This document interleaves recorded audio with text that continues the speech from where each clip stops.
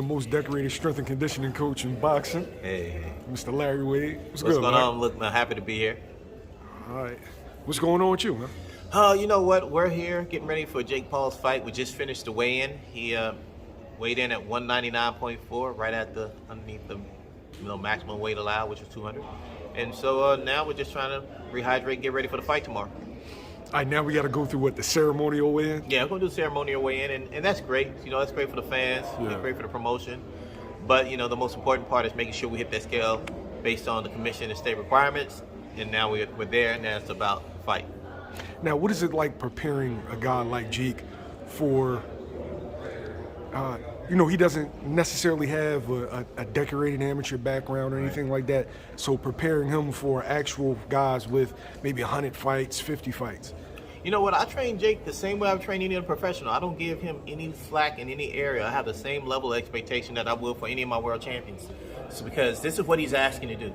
He's not asking to come out and just entertain. He's asking to come out, also pursue the opportunity of being a world champion. So we have to start walking, talking, and acting in the same manner that somebody would be pursuing a world championship. So I can't afford to back off of him or treat him any differently.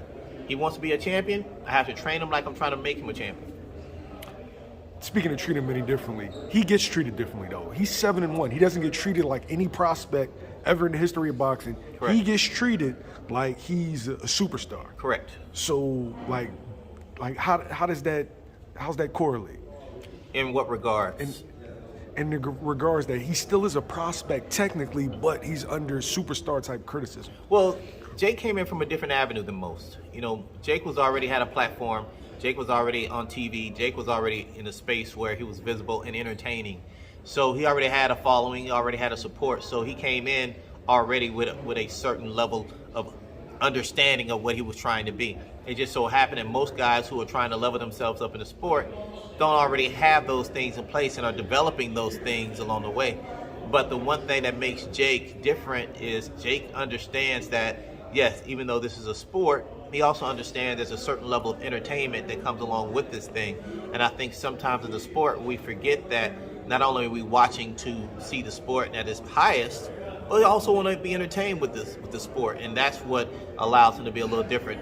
And another thing, athletically, I don't think people really understand how athletic this guy really is. I think they try to underestimate him because he didn't come directly from the sport of boxing.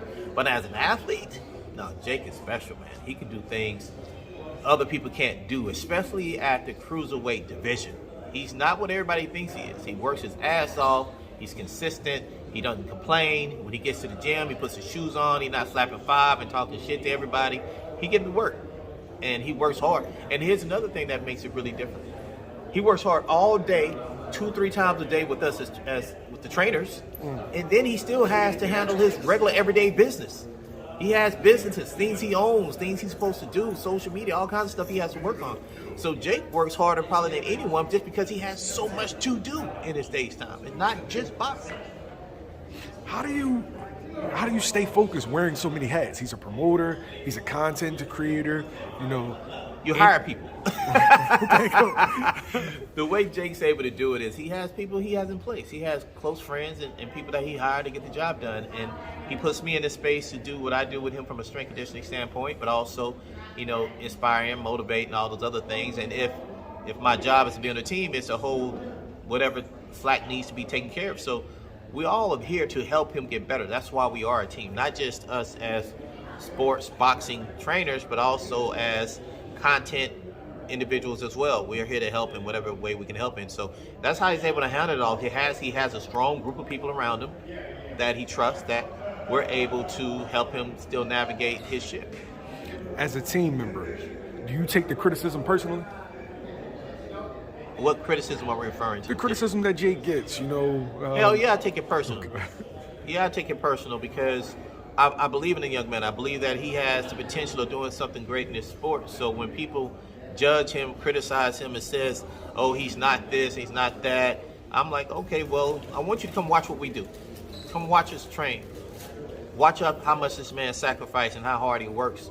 And that's not any different than anything that any other pro boxer has to give up. He's in a real camp. He's not out partying. He's working every day. He's in the gym every day. He's He's at the track every other day. He's going on runs, long runs every other day. He's in the pool every week. You know, we're doing strength conditioning every other day. You talking about the requirement that it takes for a true world champion to make it, and I got 14 of them now? He's given all of that and some. So how can you judge a guy who sacrifices and gives up everything? And just to be very clear, Jake does not have to do this. Facts. He does not have to allow himself to get punched in the face. This is a choice he made that he wanted to make in order to become a world champion. This is his path, and honestly, that's what made me buy in, because he said he wanted to be a world champion. I'm like, okay, well, let's get to it. He didn't say I wanted to be good, I just want to be strong, I just want to go out and compete. He said I want to be a world champion. I know I'm starting late, but that's what I want to be. Can y'all help me get there? If a guy has that level of confidence and courage to try to become a world champion, yeah, I want to be part of that. I want to do what everybody says we can't. Trust me, I'm not supposed to be here right now, but I'm here. And I'm trying to take the world by storm as I do it. So, no, I support him, and I believe in him. Now, he had a fight against another prospect, Tommy Fury. Yes. Razor-thin decision. It could have went either way. Yes. And now he's facing another prospect, a 10-1 guy. This Yes. is on par with, you know, where he is in his career. Yes. Is this going to be the statement that is needed tomorrow night? I don't know if a statement is needed. I think what we're doing here is taking on a guy who has a better record than Jake, has more knockouts than Jake, definitely has way more experience than Jake, is a 3-time Golden Gloves winner, and Jake's not. And we are putting our skill set and training to the test. We want to see how well we, fare in front of this guy, and I do feel like Jake's going to win this fight. And we want to put that on the table. If we can't get to that belt or become a world champion without going through these steps, there is no way to get around the process. You have to go through the process in order to get there, because everybody who became a world champion at some degree had to go through the process. There was no skipping it. And so we don't expect to skip it either. We're going to take guys who we feel like can help us develop all the way to the point where we can get to that chance. And this is one of the guys. Andre August is one of the guys.